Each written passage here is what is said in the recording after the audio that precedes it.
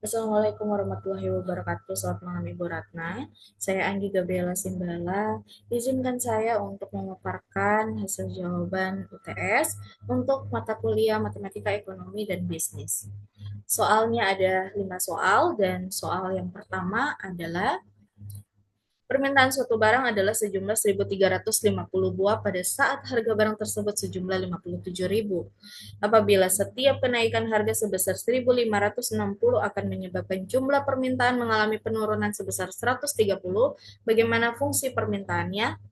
Fungsi permintaan ditunjukkan dengan P sama dengan 110 dikurangi 5Q. Dan fungsi penawaran ditunjukkan dengan P sama dengan 90 ditambah 5Q. Terhadap barang tersebut, pemerintah memberi subsidi Rp8 per unit.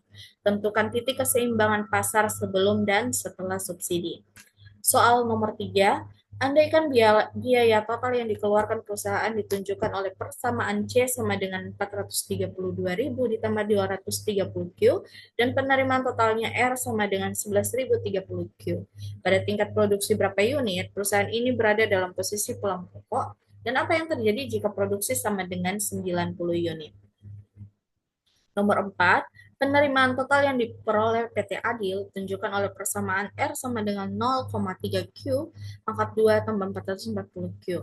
Sedangkan biaya total yang dikeluarkan C sama dengan 0,1 Q pangkat 3, 12 Q pangkat 2 tambah 16 Q tambah 3.900. Hitunglah keuntungan atau kerugian perusahaan tersebut jika dihasilkan dan terjual barang sebanyak 95 dan 150 unit. Nomor 5, fungsi permintaan akan suatu barang ditunjukkan persamaan PD sama dengan Q2 kurang 9Q ditambah 16. Sedangkan fungsi penawarannya adalah PS sama dengan Q2 ditambah 3Q ditambah 4. Berapakah harga dan jumlah barang, jumlah keseimbangan yang tercipta di pasar. Baik, saya akan masuk ke penyelesaian soal nomor pertama. Untuk soal nomor pertama, langkah pertama yang saya cari adalah nilai slope atau nilai kemiringan kurvanya. Jadi karena permintaan turun 130 dan ketika harga naik 1.560, maka slope itu dihitung sebagai minus 130 dibagi 1.560 dan hasilnya adalah 0,0833. Setelah itu, saya gunakan bentuk umum fungsi permintaan, yaitu Q sama dengan A ditambah MP. Dan saya masukkan untuk harga 57.000 ditambah 57.000 dan permintaan sama dengan 1.350. Sehingga persamaannya adalah 1.350 sama dengan A dikurangi dengan 0,0833 dikali 57.000. Jadi 0,0833 dikali 57.000 sama dengan 4.750. Sehingga nilai A-nya menjadi 6.100. Dan dari perhitungan tersebut, fungsi permintaan akhirnya menjadi Q sama dengan 6.100 dikurangi 0,0833P. Dan fungsi ini menunjukkan hubungan antara harga dengan jumlah permintaan. Soal nomor 2 yang akan saya selesaikan adalah diketahui fungsi permintaan itu P sama dengan 110 dikurangi 5Q. Lalu ada fungsi penawarannya P sama dengan 90 ditambah 5Q, dan subsidi pemerintahnya itu Rp8 per unit. Jadi, untuk mencari keseimbangan awalnya, saya menyamakan dulu fungsi permintaan dan penawaran. Jadi, 110 dikurangi dengan 5Q, sama dengan 90 tambah 5Q, dan hasilnya 20 sama dengan 10Q, sehingga Q sama dengan 2. Setelah dapat jumlahnya, saya masukkan ke fungsi permintaan, yaitu P sama dengan 110 dikurangi 5 dikali 2 sama dengan 100. Jadi, sebelum subsidi, titik keseimbangannya adalah P sama dengan 100 dan Q sama dengan 2. Lalu karena pemerintah memberikan subsidi sebesar Rp8, fungsi penawaran turun sebesar 8 juga, menjadi P 82 ditambah 5Q.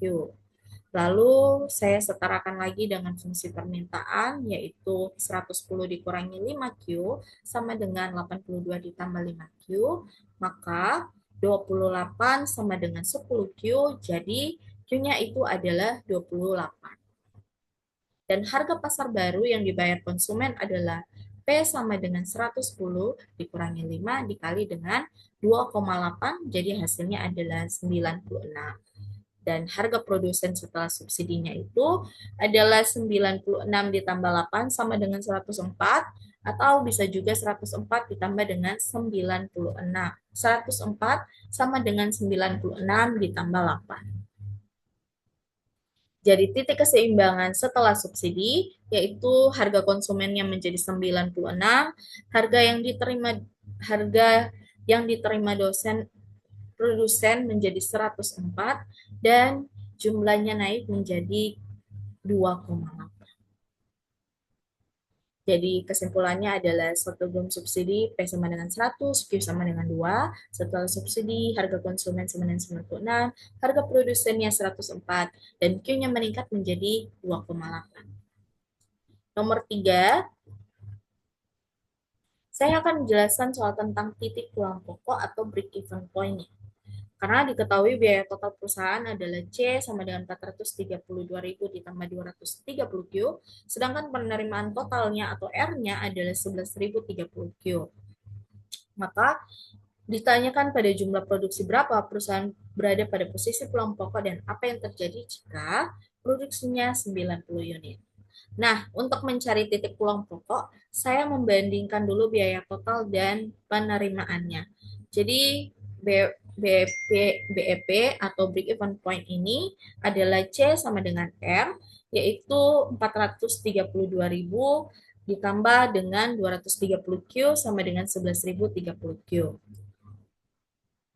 Jadi perhitungan BEP-nya adalah saya pindahkan dulu 230 Q-nya ke samping kanan, yaitu 432.000 sama dengan 11.030 Q dikurangi 230 Q, ya, sama dengan 432.000, itu adalah 10.800 Q, dan Q adalah 432.000 dibagi dengan 10.800, jadi sama dengan 40 unit. Jadi Q-nya itu adalah 40 unit atau titik pulang pokoknya adalah 40 unit. Artinya produk perusahaan berada pada titik pulang pokok dan saat memproduksi 40 unit kondisinya tidak untung dan tidak rugi. Lalu jika produksi 90 unit, maka hitung dulu labanya yaitu R-nya yaitu R dikali dengan C yaitu 11.030 dikali 90 sama dengan 92.700, dan C sama dengan 432.000 ditambah 230 dikali 90 sama dengan 452.700, maka labanya sama dengan R dikurangi dengan C. Jadi labanya 992.700 dikurangi 452.700 sama dengan 540.000. Jadi jika produksinya 90 unit, maka perusahaan mendapatkan laba sebesar 540.000. Artinya perusahaannya untung. Nomor 4, pada soal yang nomor 4 ini, penerimaan total PT Adil adalah R sama dengan 0,3 Q tambah 440 Q. Dan biaya totalnya itu C sama dengan 0,1 Q pangkat 3 ditambah 12 Q pangkat 2 ditambah 16 Q tambah 3.900. Yang dihitung adalah laba atau rugi saat produksi 95 dan 150 unit. Perhitungan dari Q-nya yaitu R itu adalah 44.507,5. C-nya itu 199.457,5. Hasilnya dari mana? Kalau yang 44.507,5 yaitu dari 0,3 dikali dengan 95 kuadrat tambah 440.000 dikali 95, dan kalau yang 199.457,5 ini hasil dari 0,1 dikali dengan 95 pangkat 3 tambah 12 dikali 95 pangkat 2 ditambah 16 dikali 95 ditambah 3.900. Lalu laba atau rugi dihitung menjadi 44.507 dikurang 199.457,5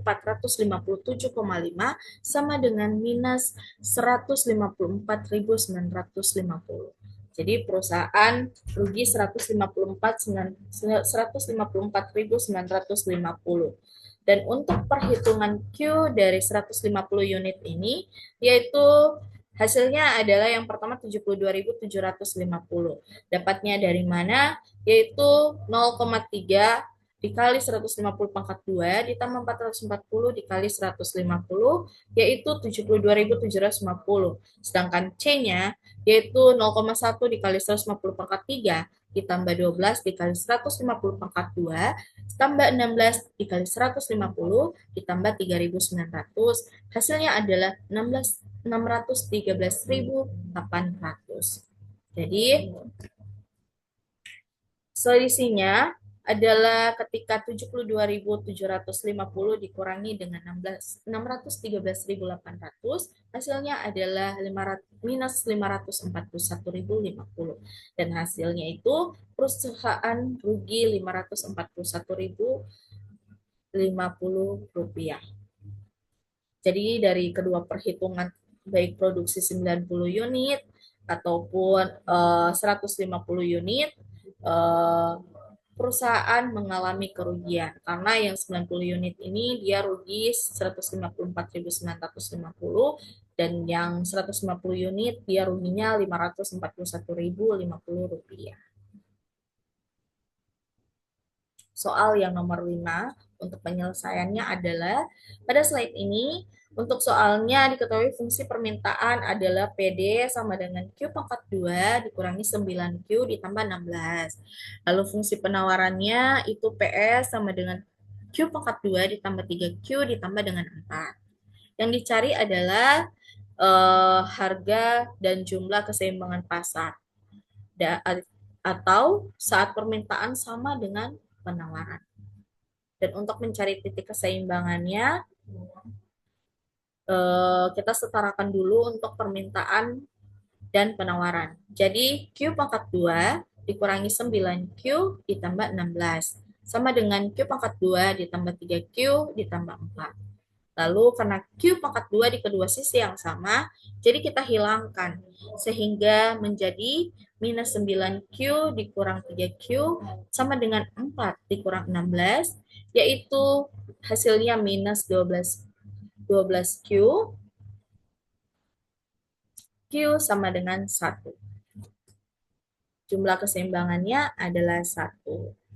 Dan ketika kita sudah mendapat Q sama dengan 1, kita masukkan ke salah satu fungsi permintaan, yaitu P sama dengan 1 pangkat 2 dikurangi 9 dikali 1 ditambah 16, sama dengan 1 dikurangi 9 ditambah 16, sama dengan 8. Jadi harga keseimbangannya adalah 8.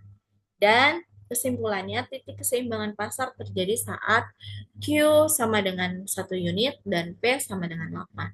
Dan artinya pada jumlah 1 unit barang, harga yang membuat permintaan dan penawaran seimbang adalah 8.